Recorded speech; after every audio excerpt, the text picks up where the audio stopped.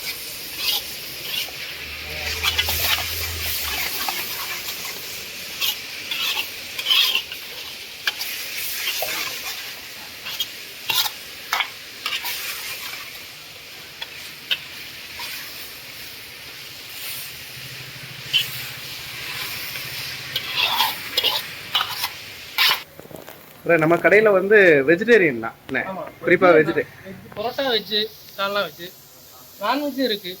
Non veg வந்து உப்பு கறி, குடல், சிக்கன் சாப்ஸு, காடை, ஈரல் வந்து சிக்கன் ஈரல். சைடிஷ் மட்டும்தான் நான்வெஜ். ஆமாம், மற்றபடி பரோட்டாவுக்கு சால்னா வந்து வெஜ்ஜு தான். ஆமாம், பியூர் வெஜ் தான். Pure veg. இப்போ சைடிஷில் ரொம்ப ஸ்பெஷல்னா என்னங்க இருக்குது? அதையும் குடல் ஓடும். குடல் ஓடும். அதுக்கடுத்து உப்பு கறி ஓடும். உப்பு கறி. ஆமாம். குடல் வந்து ரெகுலராக கிடைக்கிறது நம்ம இது இல்லை, கிடைக்கிற அதிகம் வச்சு ரெகுலராக ஓடும். அதுவுமே நிறைய பேர் குடலுக்கு அதிகம் ரெகுலராக ஃபோன் பண்ணி கேட்குறாங்களே அதிகம். அப்படி இருந்துச்சுன்னா 2 குடல் 3 குடல் மொத்தமாக குடல் வந்து இந்த கிரேவி மாதிரி தொக்கா வச்சுருக்கீங்களா? ஆமாம், தொக்கா வச்சுருங்க. அது எந்த பருப்பு எதுவும் சேர்க்காம சும்மா ஆனியன் போட்டு, தக்காளி, இஞ்சி பூண்டு. இப்போ இந்த உப்பு கறியோட இந்த முறை வந்து என்ன பண்ணுற?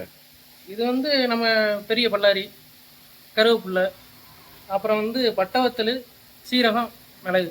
இந்த பட்டவத்தல், சீரகம், மிளகு மட்டும் அம்மியில் அரைச்சிடுறது, அவ்வளோதான். வேறு இதில் எந்த பொடியோ எதுவுமே இல்லை. கொஞ்சோண்டு மஞ்சள் பொடி, கல் உப்பு, அவ்வளோதான் இதோட தேவையானது.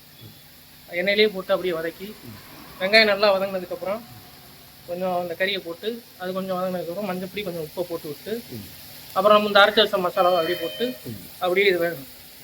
ரொம்ப நேரம் வேகணும்னு தேவையில்லை. சிக்கனை பொறுத்தவரை கொஞ்ச நேரத்துலேயே சரி.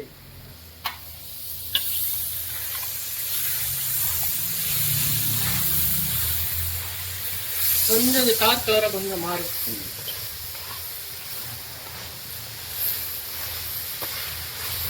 நல்லெண்ணெய் சேர்த்துட்டு இருந்தோம். நல்லெண்ணெய் வந்து இப்போ நிறைய பேர் எப்படின்னா கல்லில் போட்டு ஹீட் ஆறிடுது, கல்லில் போட்டு ஹீட் பண்ணி கொடுங்க அப்படிங்கவும், கல்லை நம்ம சும்மா போட்டால் லைட்டாக அப்படி பிடிக்கும்.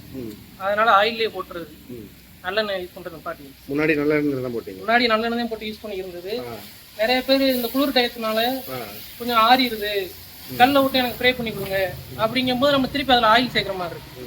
சரி, எல்லாத்தையும் போட்டு மிக்ஸ் பண்ணுறதுக்கு நம்ம ஆயிலே போட்டுரும் அப்படின்ட்டு இப்போ அதை ஆயில் மாற்றி. ஆனால் குடல் வந்து தேங்காய் எண்ணெய். ஆமாம், குடல் வந்து தேங்காய் எண்ணெய் மட்டுமே. இப்போ இந்த உப்பு கறியை நம்ம வெறுமனே வந்து இப்போ நீங்கள் கொடுக்கக்கூடியது பரோட்டாக்கு, தோசைக்கு வாங்கி சாப்பிடுவாங்க, இட்லிக்கெலாம் வாங்கி சாப்பிடுவாங்க. இதை சாப்பாடு கொண்டு போய் விரசி சாப்பிட்றதோ இல்லை கஞ்சிக்கெல்லாம் எப்படி? பழைய கஞ்சிக்கு தான் நல்லா இருக்கு. நல்லா இருக்கு. ரொம்ப பிடிச்சது நல்லா இருக்குன்னா பழைய கஞ்சி. பழைய கஞ்சிக்கு உப்புக்கறி நல்லா இருக்கு. சாப்பாட்டுலேயும் விரவி சாப்பிடலாம், அதுவும் நல்லா இருக்குன்னு கொஞ்சம் தயிர் சேர்த்துக்கலாம். தயிர் சேர்த்து இதை சைடில் தொடுகறியாக சாப்பிட்டுக்குருவாங்க. இது என்ன வேலை ஈஸி, டப்புண்டு ஒரு 10 நிமிஷத்துல நம்ம ஒரு தொடுகறியை ரெடி பண்ணிடலாம் வீட்லேயுமே. இதே இது நம்ம இந்த மிளகு சீரகத்தை மிக்சியில் போட்டோம்னா நைஸாக ஓடிடும். அந்த சாப்பிடும்போது அந்த நெருப்பு அந்த அரோமா தெரியாது. இதில் நம்ம சாப்பிடும்போது அது தனியாக அந்த டேஸ்ட் தெரியும். இந்த சீரகம் கடிக்கிறது சேர்ந்துமோ அந்த டேஸ்ட் தெரியும். மிக்சியில் போட்டோம்னா ரொம்ப நைஸாக ஓடிடுமா, அதனால அது வந்து ஒரு கிரேவி மாதிரி ஆகிடும். இது வந்து அப்படியே ஆகாது. ரொம்ப வெள்ளட்டின்னு இருக்க மாதிரி இருக்கும், அப்படியே வேக அந்த கலர் அப்படியே மாறும்.